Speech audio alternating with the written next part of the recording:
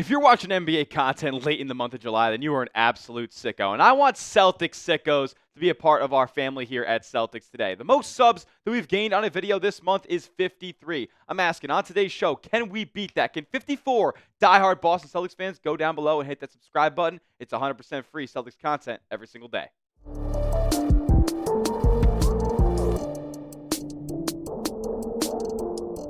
What's going on, Green Teamers? You're watching Celtics Today by Chat Sports, and on today's show, got big news about Jordan Walsh. Yes, a player that has been on the back end of the Celtics rotation, the guy who's been spending time in Maine and in Boston throughout the 2 years that he's been in the NBA so far, but this feels like a potential make or break or last chance for Jordan Walsh. This is the last year that he has guaranteed money left on his contract, and next offseason, he will be under a team option. This is a guy who has yet to really get much of an opportunity in the first 2 years that he's been in the league, and largely part because the Celtics have been absolutely stacked, historically dominant during his rookie year, 1 through 8, and even last season they brought back the same crew and were really running the same rotation for most of, if not all, the season. He did get, more of an opportunity in general, played in 52 games this past campaign, but he really didn't make the most of those opportunities. When he has seen time for the C's so far, it's been kind of littered with bad decision-making, not really a great overall dribbler on the basketball court, and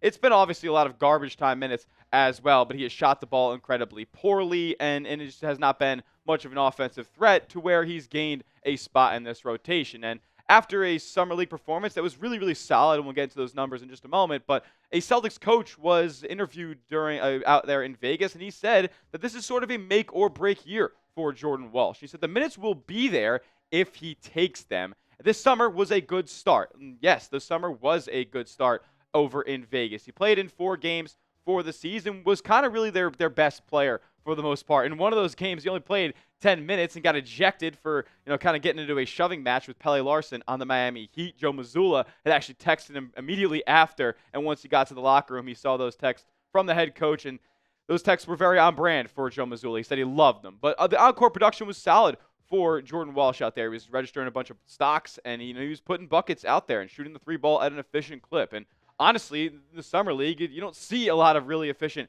3-point shooting. It's kind of ugly basketball out there. So for Jordan Walsh to kind of overcome that and show that he was kind of, a step above or a league above most of the talent out there begging for NBA spots, like that's very encouraging for Celtics fans. And like the coach said, the minutes are going to be there for Jordan Walsh. Like, this is an uninspiring rotation, and more specifically, an uninspiring front court. The Celtics still have a large portion of their talent in the 1s and 2s, and obviously Jaylen Brown's going to be playing a huge, huge role this season. I'm excited to see what it's going to look like with him being a number 1 option. But the minutes at the 3 and the 4 off of the bench are relatively wide open right now. George Niang, how much minute is he going to be a factor for Boston? How long is he even going to be a member of this roster at this point? You got Sam Hauser, you got Neemias Queta. We'll talk about the wing depth and the guys down low in just a minute, but there's a lot of opportunity out there for Jordan Walsh.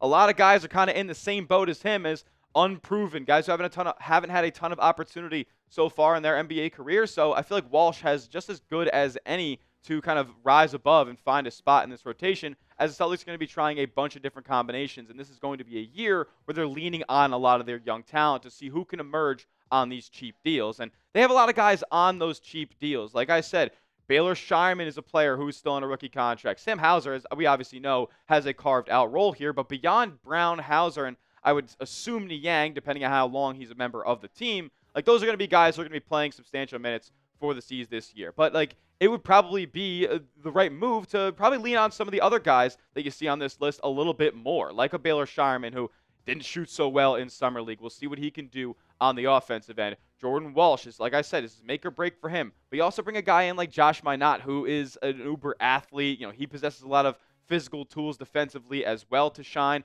Hugo Gonzalez, who I'm really excited to see play. He's going to give you 110% effort on both ends of the floor.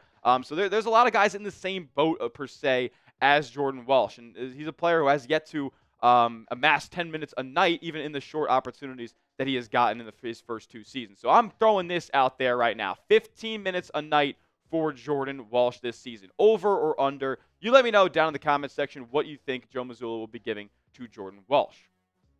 For him to get 15 minutes or more a night, this is what he has to do. And it's plain and simple. To be in Joe Mazzulla's lineup, you have to be at least a reliable three-point shooter. So he has to improve the shot that he's had so far. Here's what he had to say right before Summer League started about the threat that he imposes on from beyond the arc. He said, I don't really think if I were to play in a big-time game that they'd respect my jump shot. I'd say in a real-world and competitive environment, they would not respect my jump shot. So what do I have to do to get to the point where they have to respect it, and then they close out and make reckless decisions? Because he is, a lengthy athlete, he could take, 1-2 dribbles and be at the rim if there's a really, really committed closeout to his outside shot. But defenses have yet to do that, even in the garbage time that he gets. He shot 27% from the three in his first 2 years, and he's always getting them up there. Like, if Jordan Walsh is getting late game minutes, at least a three is going up there, and he really has never been able to kind of find much of a rhythm. But he was solid in Summer League, so that's a good start. He's going to have to improve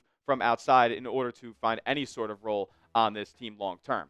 Also, he's got to try to stop being somebody that he's not. Like, he's not a player who's ever, in my opinion, going to be a reliable off of the bounce outside shooter. This guy is going to have to be able to play a complementary role in order to be, long-term fit in the NBA. Like, he's not going to be an isolation player by any means, and that's what he kind of said that he was trying to be when he entered this league. He said, I just felt like I was forcing it, and I was playing a lot of isolation games, doing a lot of step backs, over dribbling, or going too fast.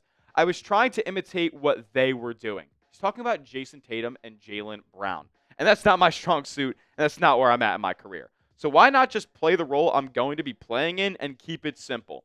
That's what I started thinking going into this year, keep it simple. And I'm not sure if he was actually talking about going into last year or this upcoming one, but he said they're not looking for me to do everything, so do the simple things well every time.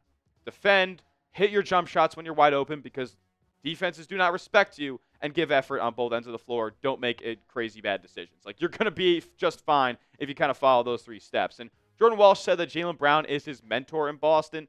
This doesn't need to be playing like Jaylen Brown's going to be playing this year. We need you for other things. We need you to be a lengthy defender who can guard multiple spots. We need you to be a reliable corner three-point shooter when defenses collapse in on Boston superstars. So if he can just play a complementary role, I think that he's got as good a chance as any on that Celtics wing depth chart to be a reliable player for Boston because the physical tools are there. And if he can defend as advertised, that is going to be what makes him stand out amongst the crowd. Like, Jordan Walsh is a little bit more physically gifted than I think a lot of people realize. His calling card is going to be his defense. And I don't have a ton of, super high volume, the defensive metrics to go out there and point to you. But, if the eye test says it's going to be there. He has one of the biggest wingspans and biggest height to wingspan ratios that I've seen in this league. 7'3" on a 6'6" player.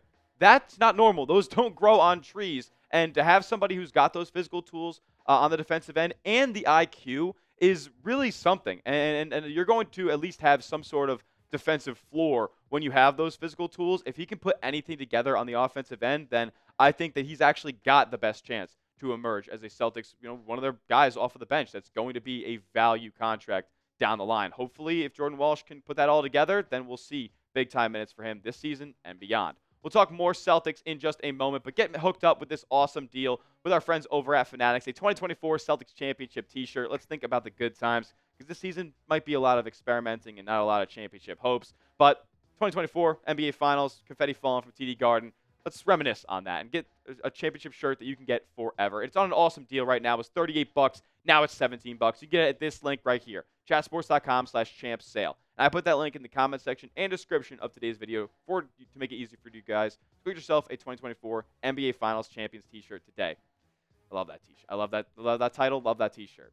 And a free agency update before we get out of today's show. We talked about Jordan Walsh potentially emerging, but a player who could potentially take some minutes for him if he ends up signing with the Boston Celtics is Ben Simmons. Ben Simmons is yet to make a free agent decision, but we did get a big-time update on when that decision may be coming. Brian Windhorst of ESPN said the following. He said, I'm told he's probably going to make a choice in the next week. And the teams that I'm seeing interested here aren't exactly the top of the league NBA finals contenders. He said that the Kings, the Knicks, the Suns, and yes, the Celtics have all been connected to him. Now, in what capacity are those connections? I'm not so sure, but I will say that out of those 4 teams, there's really only one that I would say is a true contender in either conference next season, and that's the New York Knicks.